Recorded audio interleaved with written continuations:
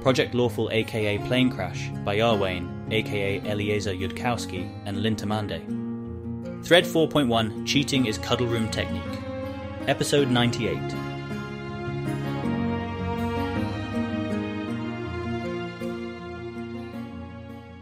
Keltham enters with some firmly suppressed trepidation into his new cuddle room. This will be the first time the cuddle room is being used. It was still under construction when Carissa got back from her Abigail adventure. The decor is, of course, Doompunk, and if anyone has any comments about decorating one's cuddle room in Doompunk, they can kindly zip their mouths shut. He and Carissa have that kind of relationship, and it's a standard indoor decorating theme that works for both of them. The centerpiece of the room is what Galarian would call a 4-poster canopied bed, wide enough for 5 and done up with blood-red sheets and red gauzes like mist for the canopy.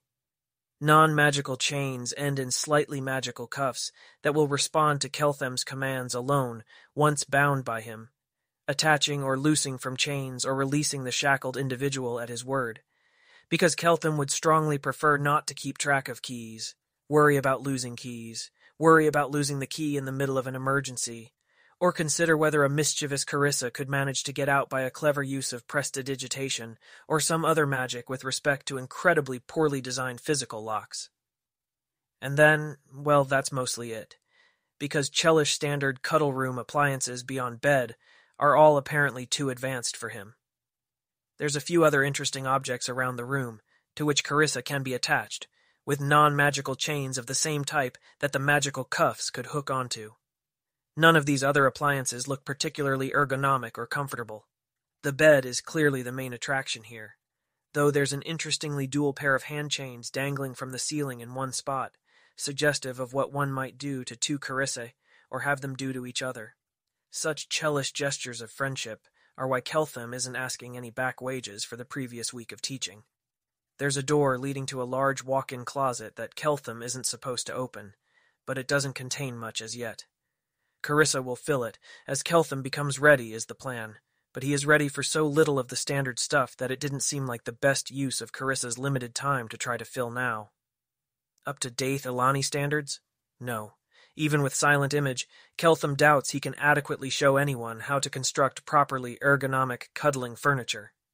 That takes active components and advanced materials.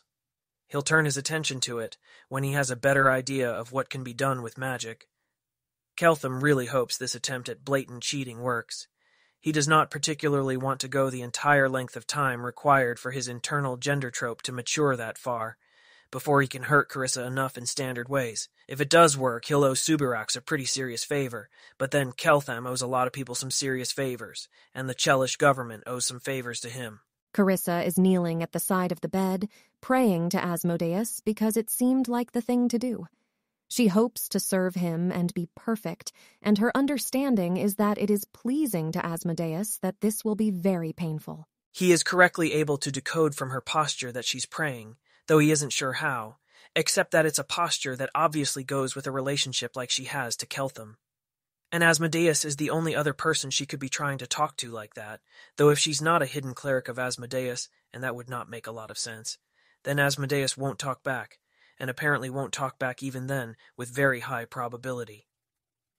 Is Asmodeus the sort of entity that Keltham should be jealous of? He doesn't know. He doesn't understand faith, except as the opposite of some other thing that seems like it should itself be common sense when dealing with gods. But he remembers praying to his own god during the God War. And if Carissa is thinking something like that towards Asmodeus, then he is not jealous, though Keltham doesn't really know why not. He wants to talk with Carissa about what he intends to do, in case it's the wrong time somehow, or the wrong entire theory of how to proceed, unknown to Subirax. He doesn't know how to ask without it seeming to her like he's asking permission. Well, he has one idea, which is better than 0 ideas, so he will pursue that one. Carissa? She opens her eyes. Keltham! Detect Magic shows the cuffs as magical, so they hopefully got us what I requested. Walk me through binding them.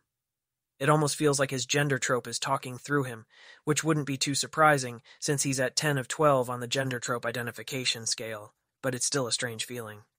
Oh, these are cool, says Carissa the instant she touches one. I think it's just a variant of an arcane lock, but it adds a lot of complexity, making it bloodbound, and then someone went slightly overkill on the protection against being dispelled. Not overkill, actually. If you're trying to hold a fourth circle wizard, touch here. He does so. She sets the spell. There you go then. Test it out.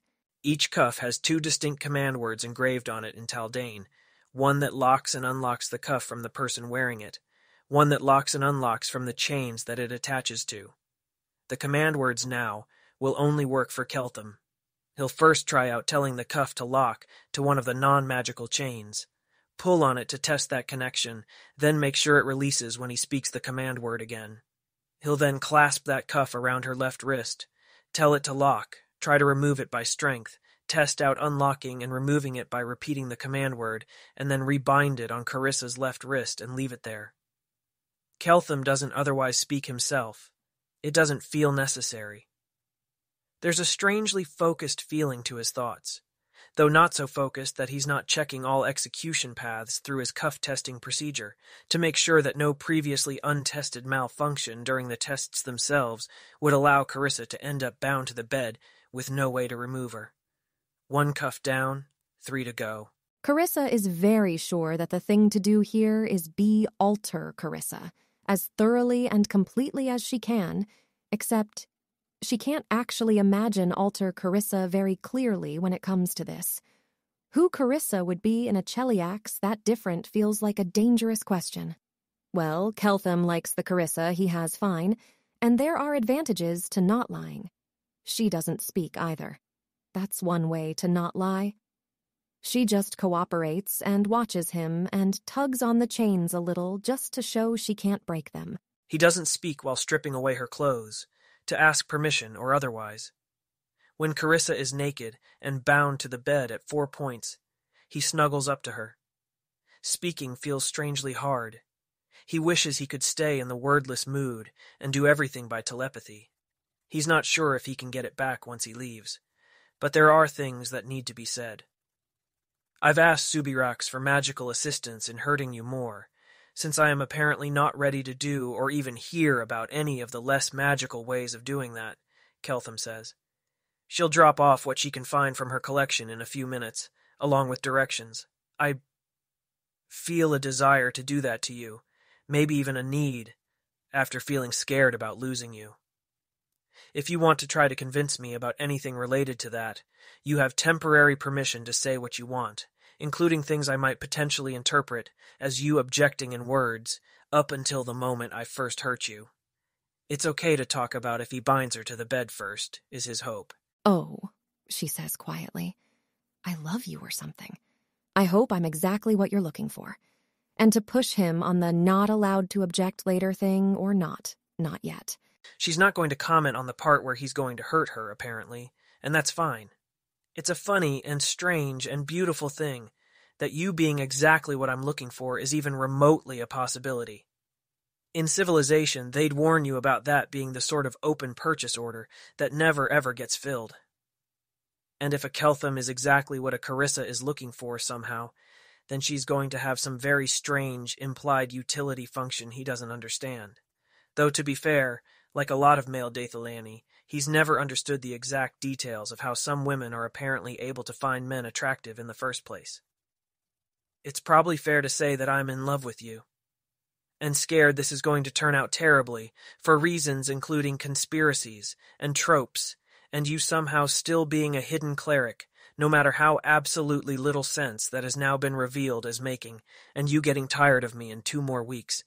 I'm having to continually shut down a self-protective impulse to try not to fall in love with you any more than this, to decrease the pain later, when this somehow explodes. I don't suppose I can actually solve your problem at all by saying that if I get tired of you in 2 weeks, you could always just chain me up here until I change my mind. My first impulse is to say no, but it's possible that I'm missing something. Is it, for example, an inevitable and understood part of these relationships that you get tired of me every 2 weeks, but this is a problem which can be totally and cheerfully solved by chaining you up and carrying out some procedure on you? If so, I'm not sure I could go along with it, unless there's some corresponding expectation, potential, clear inner state of your mind that can be shown by some spell akin to detect desires. Maybe not even then, but it wouldn't be a flat no that way. Why can't he just be evil? That's what I figured. No, it's not. I'm not expecting to get tired of you in 2 weeks, and if I did, you probably could change my mind, but not in some established procedure kind of way, and not with the assurance you need to get to feel like you don't deserve to be shunned by civilization. And that's all right, really. I was just going to feel very silly if, in fact, that did solve your problem and just hadn't occurred to you. We're pretty thoroughly trained not to care about being shunned by civilization, except insofar as civilization has a good reason for its opinions. Which, to be clear, it always does in practice, but if we weren't constantly checking the reasons, there'd be a possible equilibrium where it didn't. Children's training is to occasionally try to justify things to kids by talking like something is true, because an opinion poll of civilization showed a huge majority agreed. See how old they first are when they catch on? I was 6. My point here is, the reason my civilization model is giving this current state of argument a quizzical look is that they don't understand how everyone acting that way turns out well for everyone, and neither, in fact, do I. And I'm guessing that's probably not something you could or should try to explain in the next 5 minutes, but I'd feel pretty silly if it had a 30-second explanation instead. Have you considered caring less about other people? Not a 30-second explanation, I think. Sorry. And if your next line is that it's actually just interworld travelers like me who can get away with that, there's just the one of me, and I should only be considering the results of my own actions rather than hypothetical other people who could have ended up in my same situation but didn't. Then the reason why civilization gives that reasoning a quizzical look is definitely not a 30-second conversation. Unless it's already intuitively obvious to you why, for example, a bunch of daft alieny kids told about my conspiracy doubts would immediately start engaging in all kinds of complicated mind games like the one I played with Asmodia. Or why a daft alieny suspected of murder would immediately and truthfully tell the police all about how they think they would have planned that murder if they'd wanted to. That is not obvious to me, though also not the explanation I was going to give. It helps ordinary win over conspiracy, and non-murderers win over murderers if they engage the hypothetical. But I don't see the connection, really. We probably shouldn't go into it too far. The 30-second version is that the ordinary Dathalani kids are playing an adversarial game against their alternate conspiracy selves, and the predictable decisions they make inside their branch of reality make the lives of the conspiracy kids more difficult, because the me inside the conspiracy knows how ordinary kids should obviously act, by trying things that would be hard for the conspiracy to imitate or navigate. There's games of correlated decisions played out across real and unreal realities, and in those games it's not only the real Keltham who's standing here that I have to consider. To be clear, I get that in a world with a generally unlawful appearance, in the subworlds where that appearance is real, the locals legit aren't going to intuit right away how that game gets played. So you won't kidnap me as an adversarial ploy against hypothetical worse Keltham who doesn't care about other people and so would kidnap me if he thought he could get away with it? Sorry, you said you didn't want to get into this. Something like that. But that's the more finely detailed version of what civilization in the person of myself wants to check, rather than how would that work out great for everyone if everyone did that. They want to know the downstream effect of everything correlated with that decision across all the probable realities, and not just the place where one Keltham thinks he's most probably standing. It's the most complicated shard of all the shards of law that everyone is supposed to learn. One of the subshards is the one that underlies real oaths. It's the only part of the fundamental law underpinning civilization whose math is actually difficult at all as math. Part of Keltham seems to think on some deep level that he needs to keep talking to prevent the chained and naked Carissa from being scared about what's going to happen to her, because that would be needlessly cruel. Or maybe the frightened person he's trying not to be needlessly cruel to is himself. Well, Carissa appreciates the guide to how to run a conspiracy against Keltham and is content to keep him talking about law. So, the way I reason, a Keltham who doesn't care about other people at all already does that to his Carissa. He doesn't need me to point it out. The Kelthams I'm talking to are the ones who would feel freer and safer and more allowed to fall in love. If they could expect that would work if they had to do it. And whether it would work is just a fact about Carissa, not a fact about the universe in general. You're an awfully fast learner. That's something like the correct format for an argument to civilization, or yes, to Keltham. Okay, I'll have to think about that. Where most of what I have to think about, I think, is whether my going along with that somehow disadvantages Carissas or Kelthams in other branches of reality, but I'm not going to figure that out in 30 seconds. Though I think there's some implicit crux here, about how you can be justifiably certain that almost every future Carissa feels the same way, or would want to remain signatory to some contract across times and possibilities, even if she didn't. Where if I knew why you believe that, maybe I wouldn't feel worried about losing you in the first place. Civilization does in fact train its children not to lose track, in the complexities of decision theory, of such ultimate and grounding scenarios as, okay, but what if future Carissa would actually rather not have sex with you? This is continuing to produce failures in Keltham's case-checking on the more complicated arguments too. They may have not literally considered exactly Cheliax, but some very smart people have ever asked themselves, well, what if somebody tried to corrupt a Dath Ilani? Of course, the flip side of this caution, as Keltham himself thinks of it, is that these very smart people were almost certainly not considering the case of a Dathi Ilani sadist, dying in an airplane crash and materializing alone into a generally unlawful economic, magic world where he's incredibly valuable to a government. And there isn't anyone else around like that, and also submissive masochists are actually a thing. This is true. They weren't considering that, but only because that was a needlessly detailed particular case of a sort that they knew they needed to cover more abstractly. I think Galerion is a hard place to live in if you can't trust yourself to follow through, to handle herself in whatever situation you've put her in.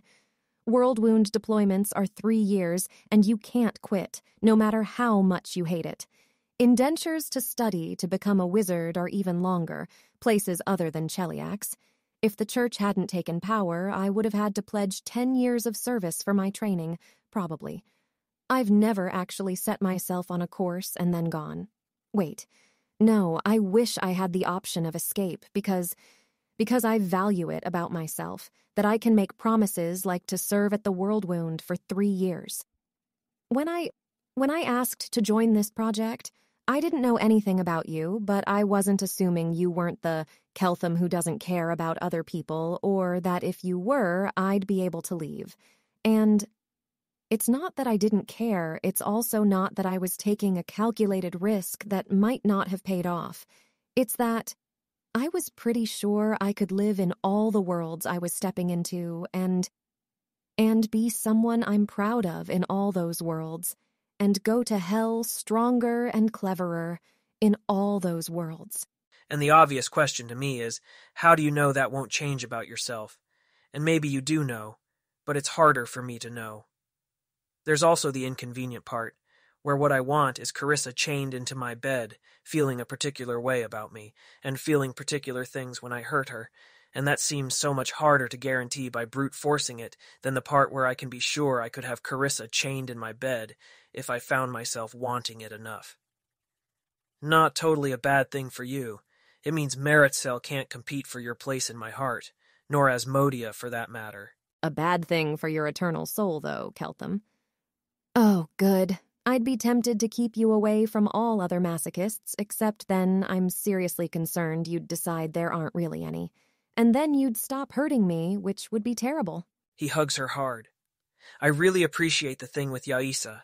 I mean, what I should have done was think of that check myself, given alleged commonness, and ask Subirax myself, and pick somebody at random from among those who seemed attracted to me, and run some other checks I won't speak out loud. But for if I don't think of that myself, fast enough, you shouldn't suffer for that.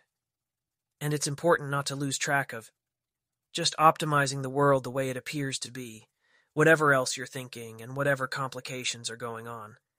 Because very often, reality is what appears to be reality. or to paraphrase a famous fictional story character out of Dath Ilan. While appearances can be deceiving, they usually aren't.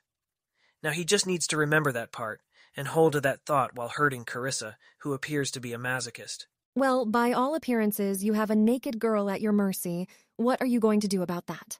Empirically, snuggle her and keep talking so I don't get scared while waiting for Subirax to drop off her stuff. I guess it's good news if she's taking a little longer. It implies probably she found more interesting options to collect for us. Either that, or she's having trouble finding any. One of those two. I'd be surprised if she doesn't have any. Obviously, you can be a priest of Asmodeus in different ways, studied in different aspects of him, but I get the sense that this power and submission is hers, and so it'd be important for her to have lots of interesting ways to make people vulnerable. You don't need to be scared. I can't be mad at you. Tied up like this, it's like it makes whatever you do correct automatically. What is he supposed to do with that? How can that possibly be a thing? There's a very obvious thing to think out of Dathilan and law and every pattern civilization ever taught him, which is that putting Carissa into chains causes her to think anything Keltham does is correct, but obviously that can't actually make it correct, thereby removing Carissa as a potential source of error correction and putting all responsibility on himself. But Keltham knows on a deep level that's not what she meant, and that there's something going on here that he doesn't understand. And while feelings that feel deeply true are often mistaken, at least sometimes they are not. Keltham speaks carefully then. He has no cached response to something like that, but it seems he has a deep one. There is a thing that Dathilani are trained to see themselves doing, to have the option of not doing, which is that thing a person does when they fill in their thoughts and words and behaviors from pattern and memory, from an image in their mind, of how they usually are, or how they are supposed to be. Contrasted to filling in those thoughts, words, choices, from those original sources that made the memory of the original thoughts, the first sources that came before you remembered any answer to fill in from memory. I know that when it comes to the broken sexuality inside you, that you've been filling in the pattern to hold it all in place. When I'm hurting you this time, I want you to not do that. I don't want to hear the sounds you remember yourself making. I want to hear the sounds from the same place they came from when you formed those memories. I don't know if it's something you can do, only because I ask it of you, when you don't have any training in making that a kind of internal choice that's available to you. And I definitely do not mean that you should remember your usual reactions and suppress any reaction that matches your memory. But if I'm causing you pain with whatever Subirax brings, that should be enough, I hope. That you can let go of the pattern and the memory and let natural reactions come back in. And that will be enough for me, I hope, if I know that it's real. And whether or not it's enough for me, it's the best idea I have for how to make any progress on your sexuality. If I'm going to be remaking you with this pain at all, and not just arousing myself with it, that's the obvious thing to try, and it is something that I want. And maybe need, because I am so lost, right now, in Galarian, and in this moment I need there to not be any surface appearances that aren't real, even if it means that nothing in Subirax's collection can force a sound or a flinch from you. If in this world you don't naturally react as much as you might wish, I ask of you that you react naturally anyways, to protect the happiness of all the Kelthams in all the other worlds where your natural reaction is something different from that, so that they know the reality they are seeing is reality. Even if it's not the nicest reality that could be, I need to touch reality, whatever reality is. That might be progress? She's tired of trying to think what's progress and what isn't, actually. Keltham wants to hurt her, wants to learn that hurting her is right and glorious, and she wants to give that to him because it is the essence of hell. That makes sense. I'll try. I think I'll be better at trying if you hurt me quite badly. It interferes with the sense of what usually happens. So 43 units of pain, then? Sorry, that was too flippant. You'll have to tell me in words when I'm hurting you quite badly, unless there's some other visible and reliable sign. I have no reference points for how much anything hurts, how much pain is required to get past your memory, or what any particular level of pain looks like in any natural reactions it produces. If I'm telling you things in words, then I'm not in very much pain.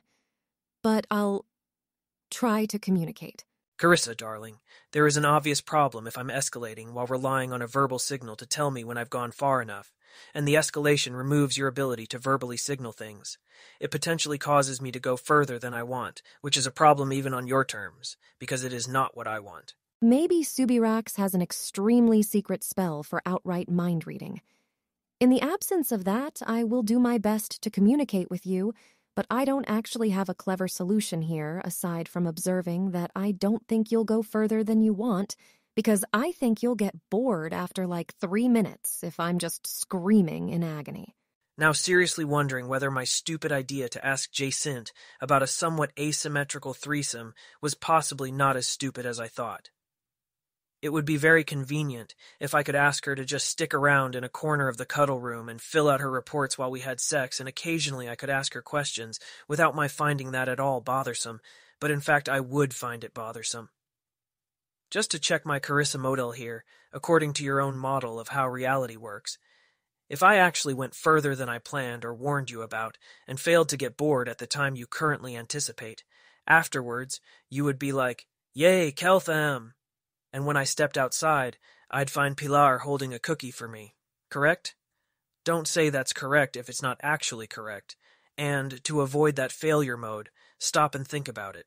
If you went a lot further than you planned, then when you were done, I'd be crying uncontrollably, and you'd panic tremendously about that and call for Subirax to demand help, and I would, while still crying uncontrollably, put my head in your lap and cling, and Subirax would say, "Pet her," and tell her you're not mad at her. And then I would calm down, and Pilar would show up with cookies for you to feed me, and I'd be fine aside from worrying that you managed to hurt yourself and that it was my fault for not bouncing back instantly. I want to make jokes about, okay, but if instead you shattered forever, that would prove I was in the conspiracy universe, except that I'm not sure to what extent I'm clear to joke about that even with you. And also, if you were like Keltham, dear, why would the conspiracy hypothesis predict that outcome specifically? I would have no answer, except, well, obviously just because they're the conspiracy, they try to arrange the outcome to be whatever I'm most scared of, because that is totally how carefully maintained conspiracies work. Is there actually any hypothesis, plain or exotic, which reasonably predicts a bad outcome here? Keltham isn't seeing it. Just, a lot of internal screaming, and a sense of guardrails being shattered. There is a knocking upon the door which somehow manages to be gentle, and yet very firm at the same time, and this obviously must be Subirax. Keltham goes to collect his borrowed goodies. Abigail tortured me to death over the course of an hour, 2 hours, maybe a bit more. I'm not sure. I did beg her to stop, and it didn't matter. And it was the second best thing that ever happened to me. Maybe some people shatter forever if you hurt them, I don't know. I have good reason to think I don't. Also, you've just named a test of conspiracy versus not, so in the name of making things harder for the Carissa in a conspiracy, we've got to do the test now. That's the rules. Keltham returns, bearing something like a Doompunk picnic basket. He sits down beside Carissa on the bed and begins examining the basket's contents, at an angle where Carissa can see him, but not see what he's examining, hopefully. I'm going to assume that there was some way to do that safely, despite your lack of afterlife arrangements at the time, because, Abigail seems like a pretty sensible person. Also, you have not quite grasped how these rules work, but later. She learned somehow that my deepest terror was being turned into a statue and buried underground or dropped into the ocean, so I never got an afterlife, and arranged a situation where I thought I had betrayed everyone in a fashion that warranted that, and so she slowly petrified me. And then, after she undid it, she swore to me that she would never do that. Carissa's feelings about this are in fact all over the place, but she manages to keep her voice content, contemplative, enamored. She cranes her neck to try to see the picnic basket. Showed up on your detect anxieties, actually, and I didn't mention that to anyone. Would that have been on your security reports, and is that considered an okay thing for the Queen of Cheliax to do? Or would she have some other way of... And how would she arrange for you to think that without outright mind control? I don't see how you could arrange that, even with a suggestion.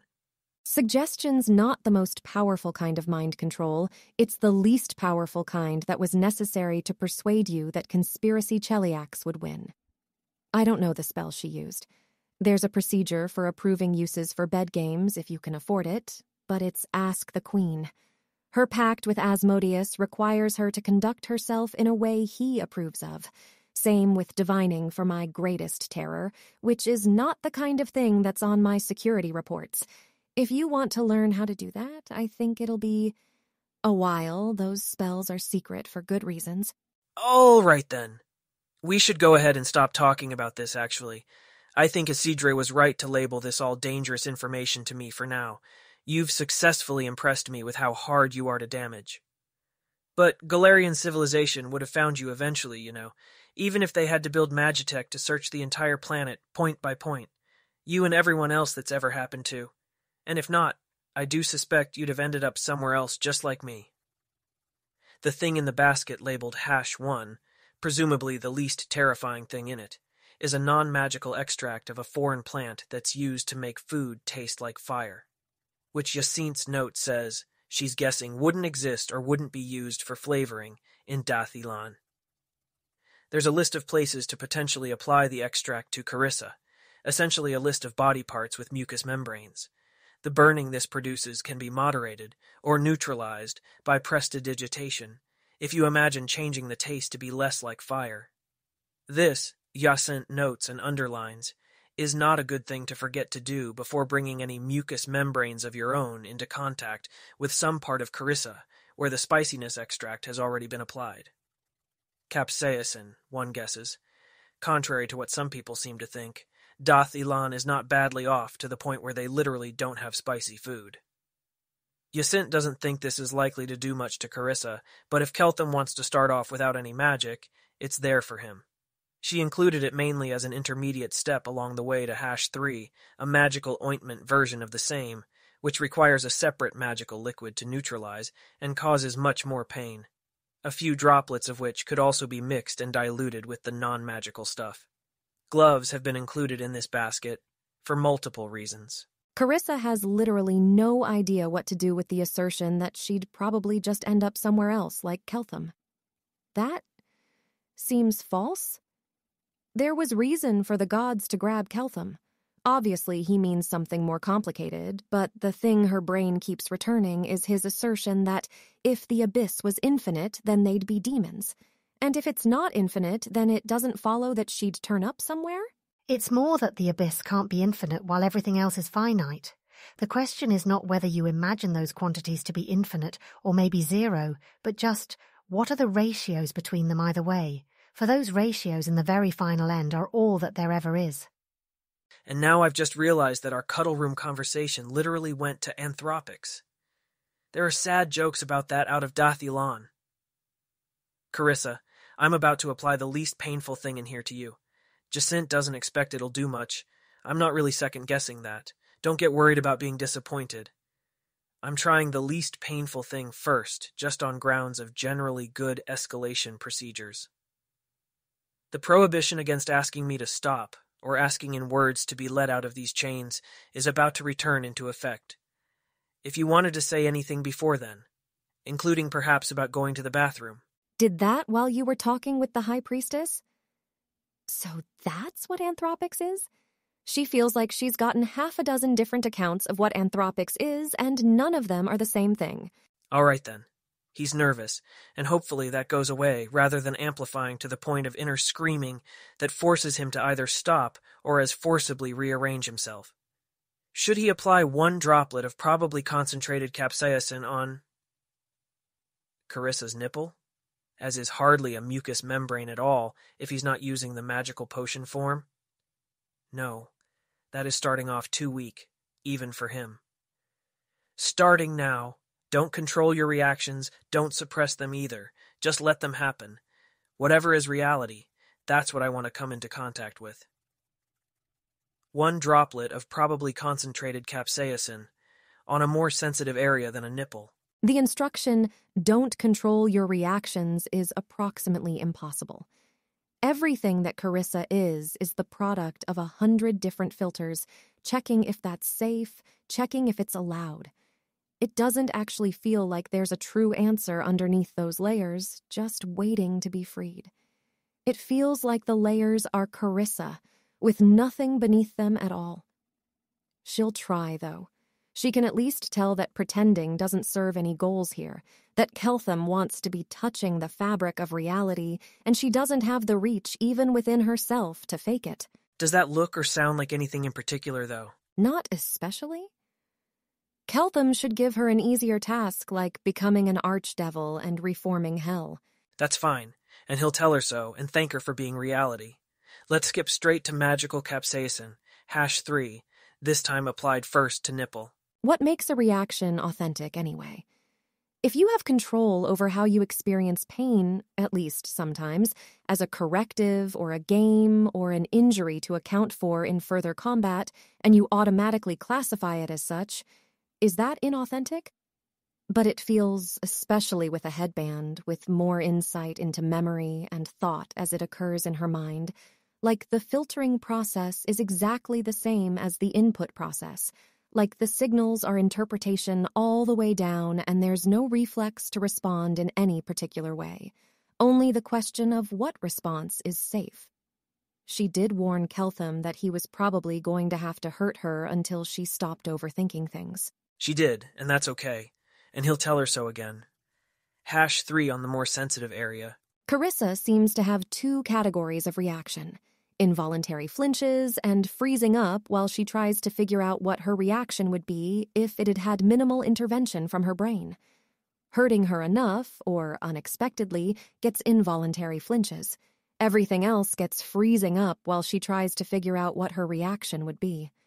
She is aware that this is ridiculous, but everything else feels like even less what Keltham asked for, and lying is more dangerous than being ridiculous here. Flinches and freezing are, in fact, pretty legible to Keltham as the initial real reaction, followed by her brain undergoing an internal collision between everything it's trying to automatically do and deliberately not do. There are ways to try to work past internal collisions. Like that, if you happen to already be trained in them, you can imagine careful things that might be said in words to the untrained to try to unravel this. Carissa being who she is, their relationship being what it is, it seems that he should try to brute force this and cheat.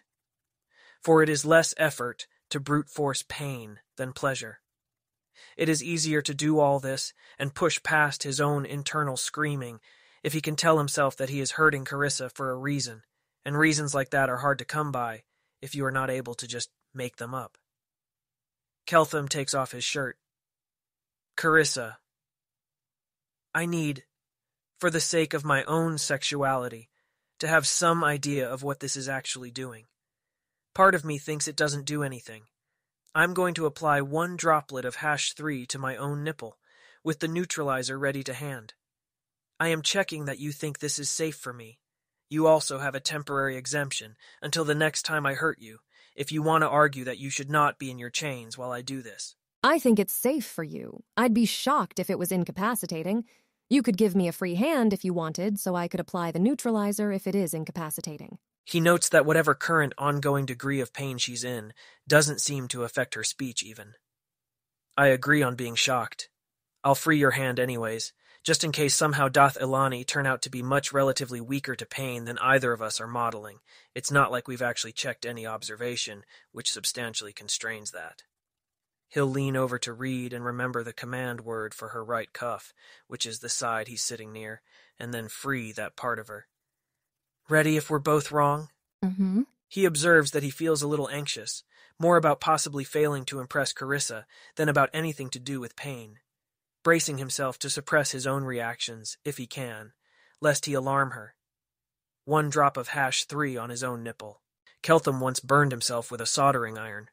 This is roughly that, but the awful pain of first contact doesn't go away, and if anything seems to be slightly worsening. At least by Dath Ilani standards of not visibly flinching, he doesn't flinch, nor does he make any sounds. Yeah, this would be annoying if it kept up, and it'd be scary if I thought it was doing actual damage in a world with no healing spells. But I'm very much seeing how this is not going to break past any internal jumbles in Carissa Sevar. Keltham applies the antidote to himself, reattaches Carissa's cuff to the chain, applies antidote to the 2 Carissa areas he tapped before, prestidigitates any remaining non-magical capsaicin to taste like sugar, and we goes off to check the basket again.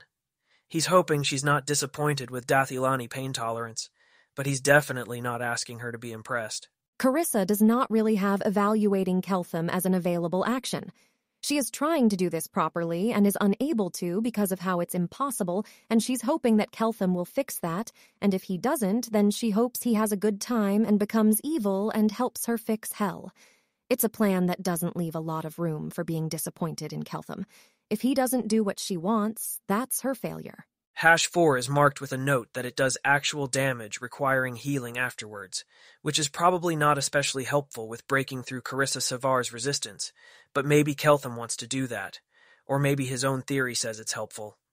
It's a self-heating disc with a single command word, speak once to adhere, then again to switch on heat, then again to switch off and loosen. It's mostly for cooking food under field conditions, but can also be used to apply steadily escalating pain to a person. I'm skipping #4 because I'm guessing it's not escalating fast enough, but this is kinda interesting, even if you're a non-masochistic Dathilani, if you just ended up in a world with magical healing. It's a self-heating disc that actually does burn whatever it's attached to, and Yacint's note says that to be a security wizard, you need to be able to keep detect magic running for 10 minutes with this stuck to your forearm. I'm definitely going to at least try that at some point. I expect I'll utterly fail to impress, but I want to know. I, too, now want to try that. I'm legit surprised you haven't already. Well, I'm definitely going first because I am not heading into this with the mindset of trying to beat Carissa Sevar's time on it. #5. Dagger hilt with an illusionary blade that causes real pain. There's a command word for producing illusionary wounds and bleeding, which Yacint doesn't particularly recommend that Keltham use. Also, that part uses up a limited number of charges. Effects wear off in 10 minutes, but can't otherwise be cancelled, except by dispelling them. Okay. This seems like it could be legitimately useful for breaking past Carissa's barriers, on the one hand, especially if he doesn't warn her, and on the other hand, actually using it on Carissa is going to take psyching himself up some. I'm not tracked for security. I've had training on casting in pain, but not that specific one. Weapons enchanters mostly cast haste on our melee combatants and then stay off the front lines. Do you know where I'd find a blindfold in this cuddle room? It seems like obvious equipment, but I'm not seeing one around.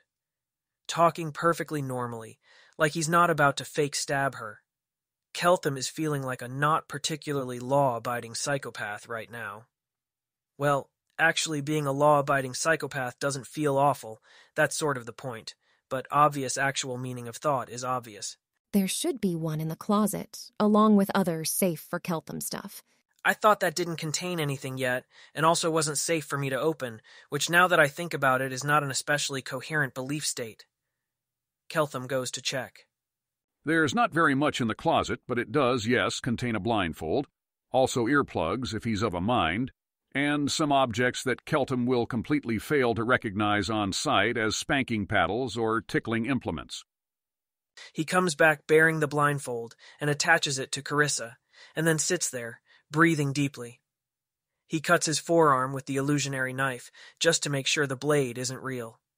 It hurts like a real cut, and will for 10 minutes, supposedly. The skin is unbroken. There's no blood. Abigail literally tortured Carissa to death and subjected her to a nightmare of her worst fear, and Carissa came back visibly brighter and happier, and maybe even persistently better, though it's hard to tell because Chelish people. And if that maybe required some skill that Keltham doesn't have, and wouldn't work for everyone who isn't Abigail or on everyone who isn't Carissa, it at least illustrates that he really, really is not in Dathilan anymore. Adaptation is a virtue. One should not go on living in a world that no longer contains you. Carissa has not in fact been told what all is in the box, and didn't ask. The pleasant frisson of expectation is probably good for their objectives here, and anyway, whether or not it's good for their objectives here, it's fun. She wiggles, And then if Keltham doesn't object to wiggling Sets herself to trying to break the chains, not that it's going to work, but one ought to try. Her trying to get loose is not actually helping under these exact circumstances, as attractive as it might be under other ones. Keltham is pretty sure that his gender trope is not going to get anything out of this, and worries that he's about to make a drastically wrong move for himself and damage something. But tell her if she's all right after this, then some part of himself will have learned something it needs to learn. He'd tell her to stab him with an illusionary blade, if that was what it took for them to stay together, or if it might fix something inside himself that was broken. Probably. Delaying this is doing nothing but causing him pain. Keltham stabs Carissa through the stomach with an illusionary dagger. She was not expecting that, and cries out in pain and shock for a whole several seconds before thinking to be pleased with herself for having an unfiltered reaction and then realizing now she's ruined it, and then wondering if she's allowed to try to retrace to, did he actually stab her? Would he actually stab her? She thinks he wouldn't. It feels like he did. And it's not letting up. Oh, she says, her voice more than a little trembly. I apologize if you have to literally stab me to get me to do what you asked. The flood of relief that goes through him is almost as great as the horror, and he just clamps down on both because he knows there is a thing that the Keltham of a Carissa must say now. You don't owe me any apologies while you're in chains, any more than I can do anything wrong while you're in chains. It feels like the correct extension of this alien logic. And if that was a real reaction, just there, good Carissa. Was it? Happy wiggle, which disrupts her stab wound. Ouch. No more happy wiggle. Mm-hmm. Keltham is paying closer attention to Carissa, and nothing else than when he usually fails at reading Chelish people. He catches the start of the happy wiggle, the wince and abort. The illusionary blade causes illusionary wounds that feel real enough to hurt when you move, which Keltham guesses goes along with the same mindset as having a command word for illusionary blood. He tries pressing around his own fake forearm cut to verify that theory, and winces accordingly. She's blindfolded. Your aborting the movement when it hurt you was also a natural reaction, Keltham states. Good Carissa for that, too. May I have an opinion about what you should do now? I'll not only allow you to have an opinion, I'll even allow you to say what it is. I think you should fuck me. Assuming the stab wound's not bleeding everywhere, but she bets the High Priestess gave him something for illusory stab wounds. Not yet, I think, Keltham says gently, and pets her breasts approvingly. I very much liked hearing you say that, but right now I'm still feeling driven to do what I came here to do. I'll either succeed or fail. Not you. Me. You're in chains, and therefore not the one person with project responsibility, aside from following orders. Afterwards I'll fuck you, stab wound included. Here is the standard advice that would be given out of Dathilan. Congratulate yourself each time you have a natural response. Do not expect yourself to succeed the next time, after you succeed once. Do not try to force yourself to repeat that exact motion. Do not punish yourself for failures. Do not punish yourself for meta-failure to follow this advice. Is this advice understood? How do you come up with the Asmodean version of that advice? It's about as anti-Asmodean as advice can get, seemingly premised on the idea that punishment is an error you'll fall into by default. What do you even do with that? Understood. Keltham braces himself, because some part of himself is not updating very quickly, and again without warning, punches Carissa hard on her illusionary wound. Questions to think about later? Is this evil? Would Axis not permit it? What is Keltham getting out of it, or is he just determined to teach her to be more accessible to him, reasonable of him? Would she just be better, more perfect if she mastered the skill Keltham wants to teach her? Yes? Unfortunately, her contemplation of these questions is getting in the way of succeeding at her task. Right then. Let's go look at what constitutes #6 in this series. 2 probes with metal teeth to bite on if you want to attach them, connected by a wire. Deals lightning-aspected damage that mainly goes between the 2 probe points and heals that damage with a lag. Do not use on head, do not use near heart, do not attach to nipples. Use a healing surge if Carissa seems to be having problems such as an irregular or absent pulse after the torment stops. has only 12 charges remaining. Each charge lasts 1 minute. It'd be appreciated if Keltham can return it with at least 3 charges remaining. Healing items are not cheap, nor torturer tools that incorporate healing. There was a brief argument at the Central Temple which involved Subirax saying that they were literally never going to find a more important use case for this ridiculously impractical object, irrespective of how expensive it was to produce originally, and then a lesser cleric getting all of their limbs twisted into bone-splintered wreckage after Subirax ran out all 6 seconds of her remaining patience. The obstacle past this point is that one is now dealing with the basic question of, why are you not just injuring this person and then healing them, as is vastly less complicated and expensive than somehow not really injuring them while still causing the pain?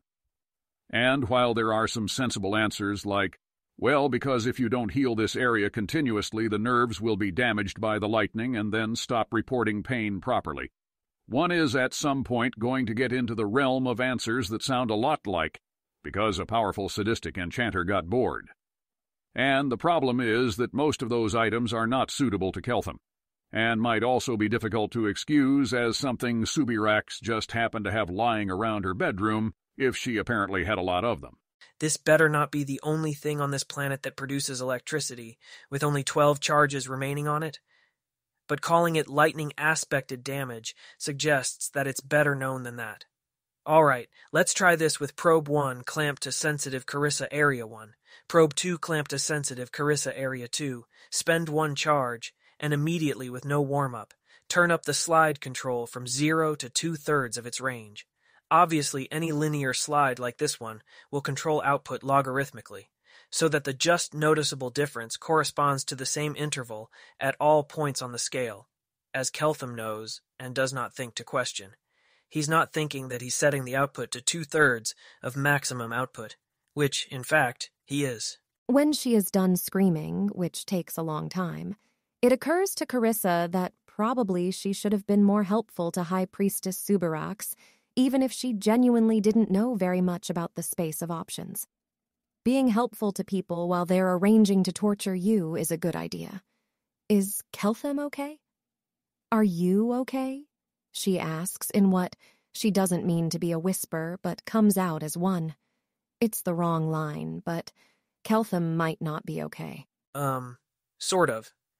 He actually dropped the control when Carissa screamed, which is making him feel incredibly stupid, and then fumbled it the first time he tried to switch it off, before it occurred to him that maybe he was not supposed to do that, and then he switched it to low, sort of not wanting to waste the charge, and then he switched it off, but Carissa kept screaming for a bit after that.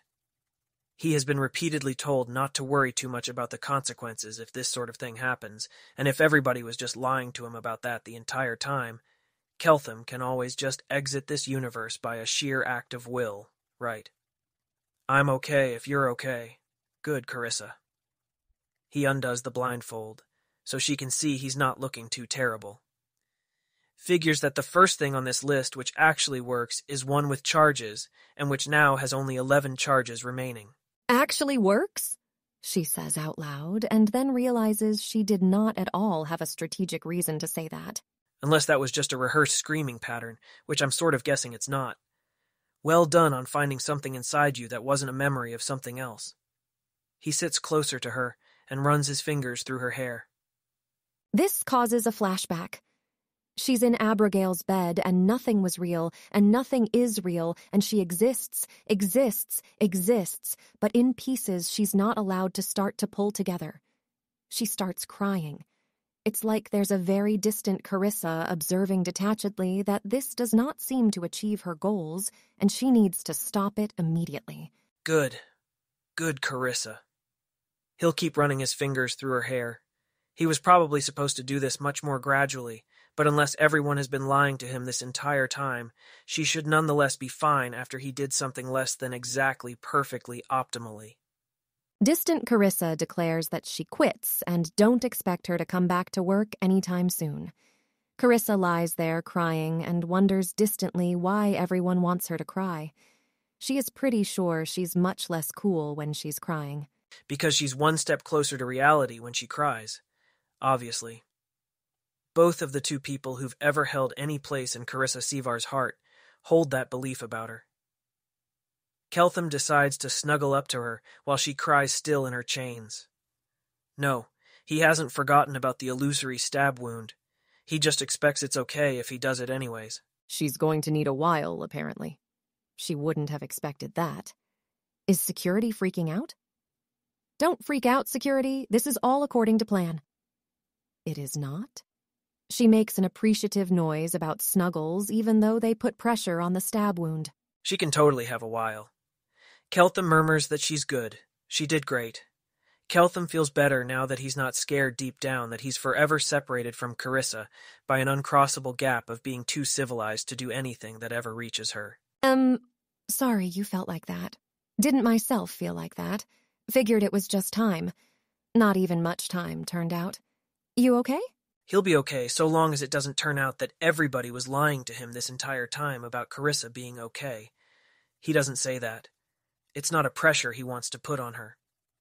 It's too early to resolve the prediction market, but prices have gone quite high.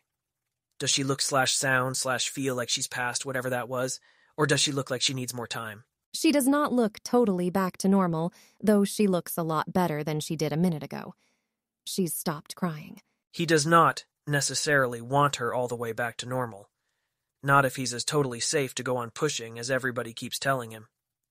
Keltham sits back up so he can see her, watch her, and digs his fingernails into her unprotected breast as hard as he can. Well, he sure does have a Carissa who is too emotionally wrung out to overthink things and will just whimper about them. That's really all he wanted here. He will make Carissa whimper for a while, or until her brain starts locking up again. Her brain doesn't lock up again. She can feel it trying to, but it's easy to just tell it that she doesn't need a brain right now. The only important strategic consideration here is rewarding Keltham, and her brain actively gets in the way of that. It's time for sex. Has her stab wound wore off, or does he need to do that again? It wore off at some point while she was whimpering. She noticed, but did not comment because she will probably be stabbed again if she points it out. She's not even that opposed to being stabbed again, but she doesn't have an impulse to cause it when she hasn't been told to. And these games are more fun when they're at least a little adversarial. He briefly considers, and discards, an impulse to give her 2 stab wounds for not telling him that. He is not pushing himself that far today. Actually, Keltham finds himself not particularly impelled to re-stab her in the first place. He wants to have sex that hurts her, but maybe not that particular form of hurt right now. I foolishly told you earlier that I would have sex with you with the stab wound later, and should not have bound my future self to that course which my present self wanted. That was something you might have relied on, though. So I need to hear from you the consequence if I now find some other way to hurt you during sex that feels righter to me in this moment. Whether some deep part of you will take that as meaning that you can't trust me when I say you'll get something you want later instead of now. Don't answer from habit. Look to the deeper sources in yourself and answer from there. Didn't take it as headshake. I really think you can do what you want, and I'm not going to be sad afterwards. Was that a strategic answer? It's hard to think. He doesn't know either, but it's fine if she's not perfect now. All right, what else is in here? Is it just all too ludicrously overpowered, or is there anything that dials down? There's a hilt protruding an illusionary rod of white-hot metal, which runs on the same principle as the illusionary knife. There's earrings that increase fear. Why isn't that illegal mind control? And wouldn't you think that would come earlier in this whole sequence? There's a collar you clasp around somebody, and then it makes them feel like they're getting colder and colder and colder, far past the point where any mortal would freeze to death. This has to be illusionary pain, because actually doing this to somebody will send them hypothermic and unconscious long before they get to experience the full ordeal, as Subirax's note does not particularly say. There's a potion you can force somebody to drink, and then they'll feel like they're inflating and stretching and finally exploding. Subirax's note says that, first of all, he should only try this if he's been forced to pretty serious lengths to try to get a reaction out of Carissa. And second, no, Keltham does not get to ask Subirax why she has this lying around her personal bedroom collection. This has to be illusionary pain, because actually inflating a victim until they explode will cost a raised dead diamond, which is more expensive. At the final extremity is a tool for channeling elemental energies connected to the quasi-elemental negative planes, producing a slow trickle of aspected negative energies. It's not actually a sex toy, doesn't do healing, and isn't illusionary, but neither will it cause any external damage that might squick Keltham out. In this case, he does need to watch if Carissa stops struggling and goes unconscious, and remove the device and channel positive energy after that to heal her. This tool can kill her, and raise dead is expensive. He may also need to request and use a 4th circle cleric spell called Restoration Tomorrow if there's lingering after effects. Subarax notes that she's including this item only because she is genuinely not sure what it will take to get Keltham's desired reaction out of Carissa Sever. She'd be scared of it.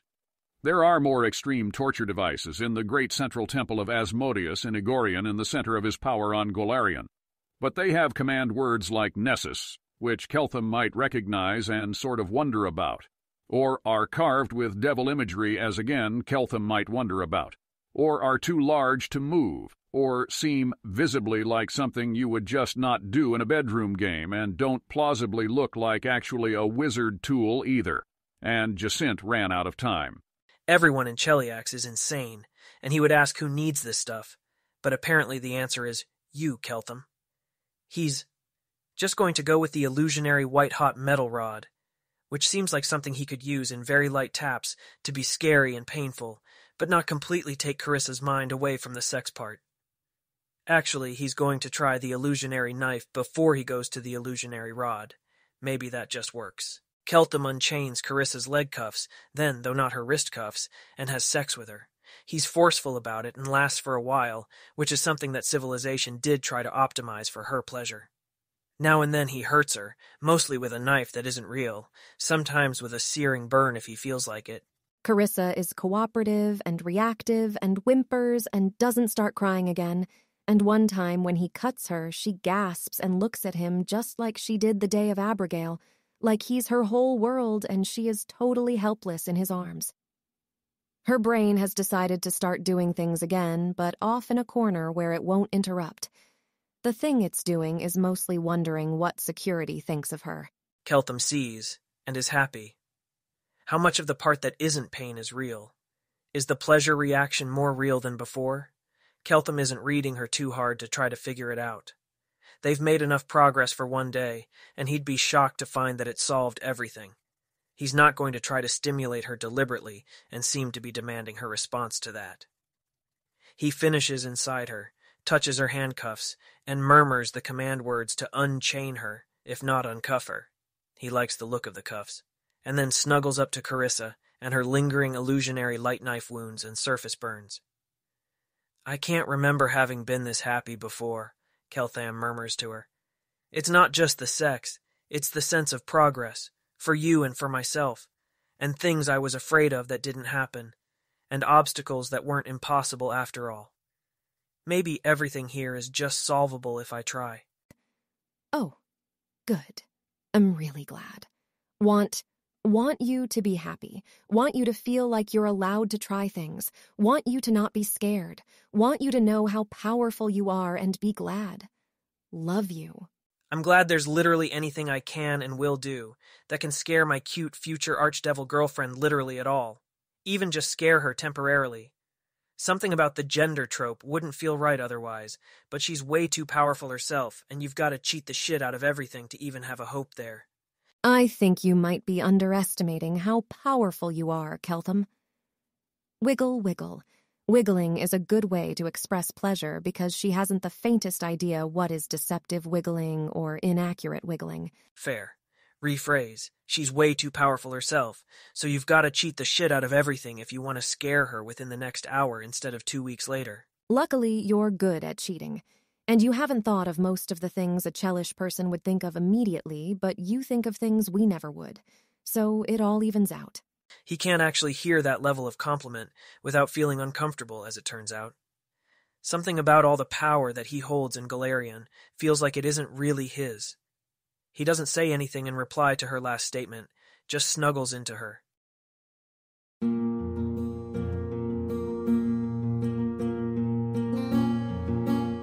If you wish to support this AI reading and others like it, please visit patreon.com/AskWhoCastsAI. Any help is appreciated.